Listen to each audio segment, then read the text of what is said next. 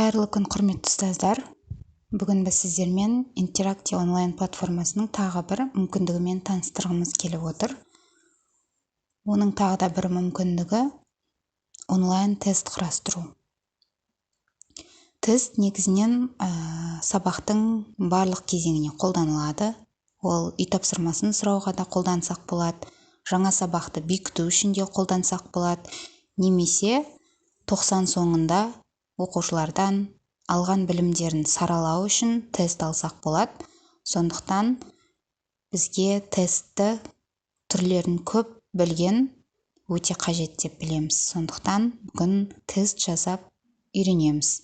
Ол үшін міндетті түрде интерактив онлайн платформасындағы өздеріңіздің аккаунттарыңызға кіресіздер. Кіргеннен кейін міндетті түрде сіздерде осындай жұмыс аймағы ашылады. Әрбір жасаған жұмыстарыңыз осылай сақталып тұрады. Яғни сіздер кез келген сабақта осы дайын тапсырмаларыңызды көрсетіп орындата аласыздар.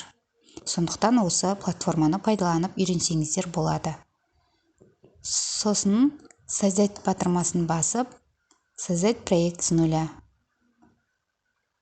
Сол кезде осындай терезе ашылады. Осы жерден все блоки батырмасын бассақ, дайын шаблондардың түрлері шығады. Осы жерден ең бірінші тұрған тест шаблонын таңдаймыз. Осы кезде әртүрлі формалар шығады сіздерде. Осы формалардың ішінен өзіңіздің қалаған формаңызды таңдап алуыңызға болады. Ол 2 варианттан тұратын тест бола ма, 4 варианттан тұратын тест бола ма, өзіңіз қалауыңызша осы жерден таңдап ала бересіз. Енді бұл жерде мен 4 варианттан тұратын тестті жасап көрейік. Негізі көбінесе біз тестті 4 вариант жасап құрастырамыз. Редактировать батырмасын басып, осы жерге өзгерістер енгіземіз. Яғни my quiz деген жерге мысалға тақырыбыңызды жазуыңызға болады.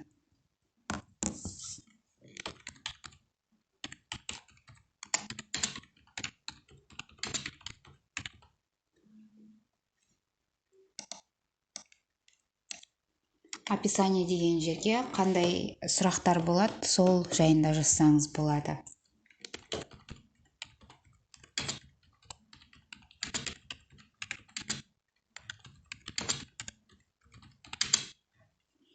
Енді старт батырмасының орнына біз бастау деп жазамыз. Неге бұл біз тестті бастамас бұрын ашылатын ең бірінші парақша болып есептелінеді. Енді вопросы батырмасын басып, сұрағымызды жасап бастаймыз. Неге бірінші сұрақты жазамыз.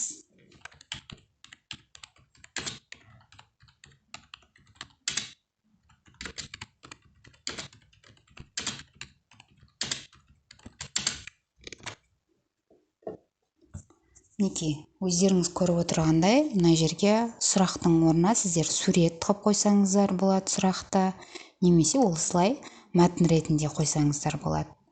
Енді бұл сұрақтың нұсқаларын жазу үшін неге ответ деп тұр, яғни жауап. Мына жерге correct жауап answer деген жерге дұрыс жауабын жазамыз.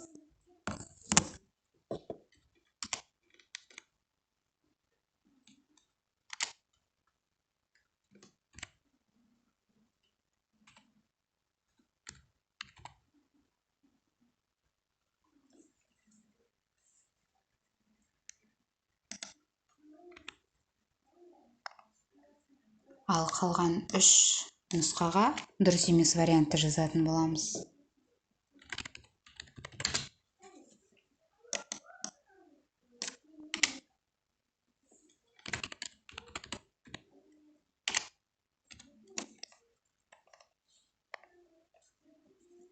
Неге осылай мен варианттарды жазып шықтым. Енді результаты батырмасына басып, результат шыққан кезде сіз қандай сөз шыққанын қалайсыз? Мысалға, қайтадан өзіңді сынап көр деп жазуға болады. немесе сурет қоюға болады. Немесе өте жақсы жауап берген болса оқушыңыз, ол кезде өте жақсы, жарайсың деп жазсақ болады. Немесе сурет қоюға болады.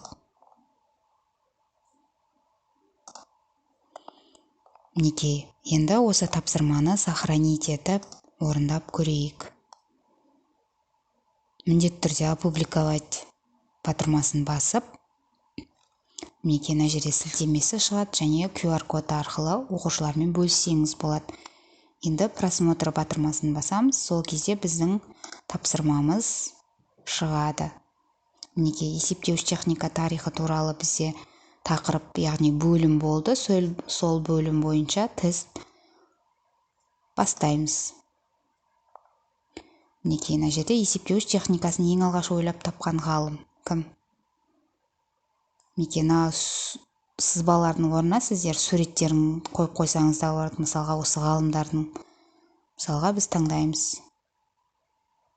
Узнать результат батырмасын басатын болсақ, мінекей бір сұрақтың біреуіне жауап берді, өте жақсы, жарайсың.